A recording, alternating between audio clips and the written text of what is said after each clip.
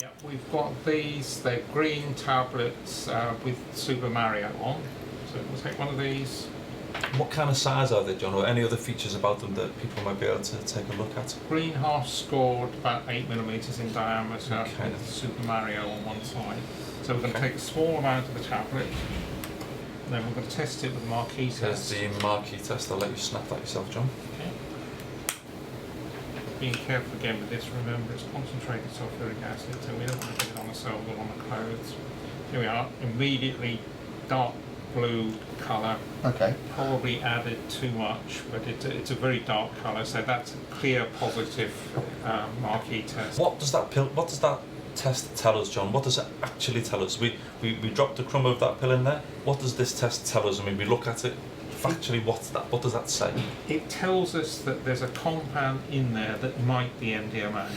MDMA and lots of other things will give colours with the marquee reagent. This gives a colour which indicates it could be MDMA. It doesn't prove it does, but it proves it's got something in it that is probably active. Could be MDE or MDA and a whole host of other things as well.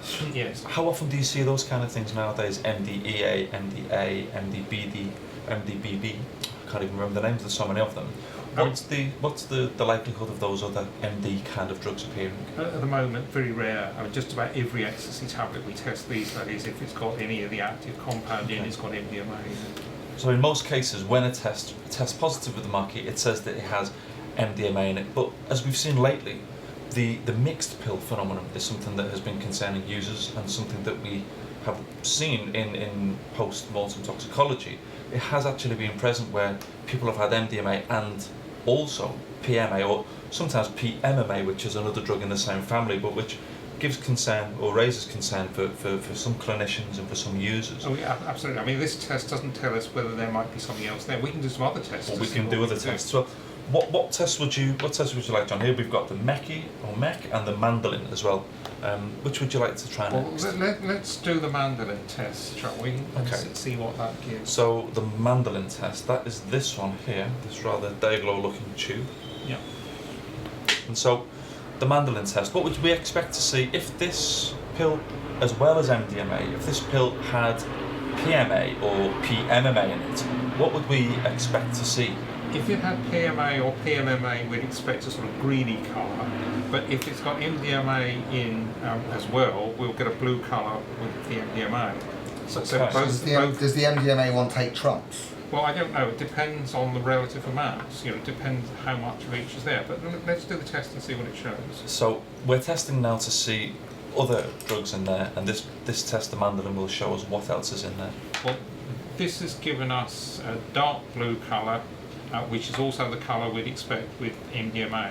So this just either reinforces the fact that this is compatible with it containing MDMA. If it also contained PMA or PMMA, we wouldn't know, because presumably it would be masked by that colour. So if we want to explore it further, we need to get a different test again. But so far, that's looking quite positive. Yes, so both of those tests indicate the presence of MDMA. So what we now have, it's a kind of process of elimination, it seems to me. I mean, the final reagent that I have in front of me here today is the MEC test.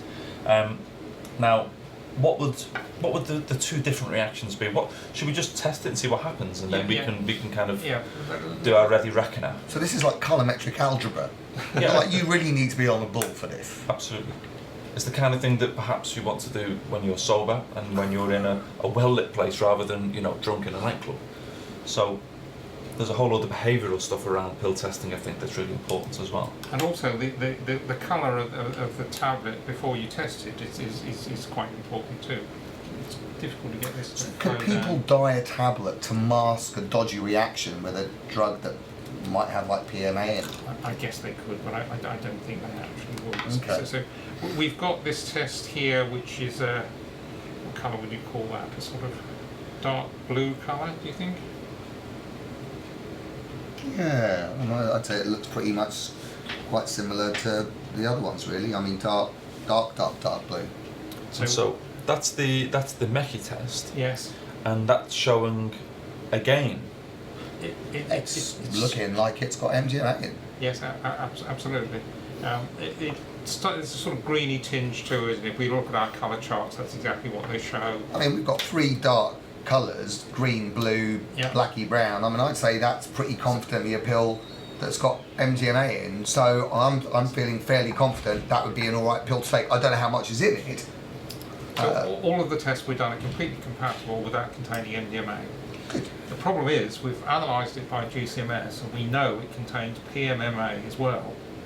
So none of the tests we've done so far has been able to show us that this contains both presumably MDMA. We know by GCMS it does. It contains MDMA and PMMA, and the tests we've done really don't indicate to us that it contains the PMMA. So what's the conclusion here? I think our conclusion is that these simple colorimetric tests really don't enable you to be sure that the tablet you're taking doesn't contain PMA or PMMA. That's the bottom line. And I guess related to that, it's the whole notion that just because you know what's in your pill, you're going to be guaranteed a good or happy time.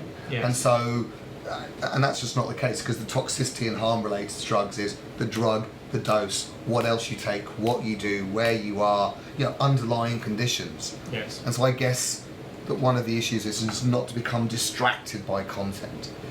And I'm not saying that pill testing isn't a good thing and that it doesn't have a role. It gets a role to get people to think about their health, the consequences of what they're doing.